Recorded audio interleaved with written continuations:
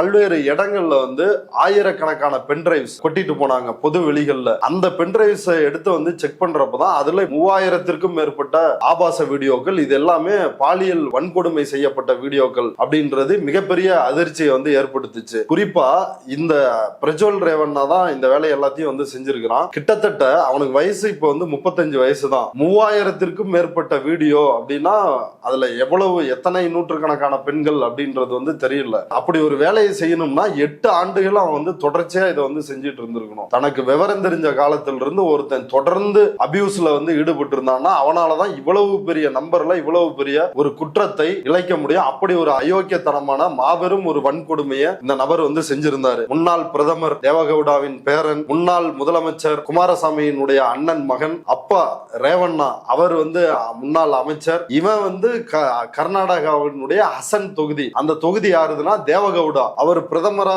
இருந்த காலத்துல இருந்து அது அவருடைய சொந்த தொகுதி. அதை வந்து பேரனுக்கு விட்டு கொடுத்து அவர் இன்னொரு தொகுதியில நின்று அவர் தோத்து போனாரு. பேரன் வந்து வெற்றி பெற்று எம்பி ஆனாரு. இன்னொரு புறம் ஒக்கலிகா கவுடா, ஜாதி அடிப்படையில அந்த கட்சியே வந்து ஒரு ஜாதி சங்கம் மாதிரி தான். இங்க வந்து பாமக எப்படியோ அந்த மாதிரி வந்து அவங்கள சொல்லலாம். அப்படி ஒரு கட்சி தான் அவங்க. ஆனா கட்சிக்கு பேரு மற்றும் மதச்சார்பற்ற ஜனதா தளம் அப்படின்னு வந்து வச்சுக்கிட்டாங்க. இவ்வளவு அதிகாரம் கொண்ட ஒரு குடும்பத்தை சார்ந்தவர் தான் பிரஜ்வல் ரேவண்ணா. இத்தனை ஆயிரக்கணக்கான நூற்றுக்கணக்கான பெண்களை தன்னுடைய அதிகாரத்தை, தன்னுடைய சாதி அதிகாரத்தை, தன்னுடைய சமூகத்தில் இருக்கின்ற அரசியல் அதிகாரத்தை பயன்படுத்தி ஒருத்தரை கூட விட்டு வைக்காம இவ்வளவு பெரிய ரேப்பை வந்து பண்ணி இன்றைக்கு சாகும் வரை சிறை அப்படின்ற ஒரு தண்டனை வந்து கொடுத்திருக்கிறாங்க. இதுல வந்து இந்த வழக்கு குறிப்பா இன்றைக்கு வந்து இவருக்கு அறிவிக்கப்பட்டு இருக்கிற தண்டனை வந்து எந்த வழக்கின் அடிப்படையிலன்னா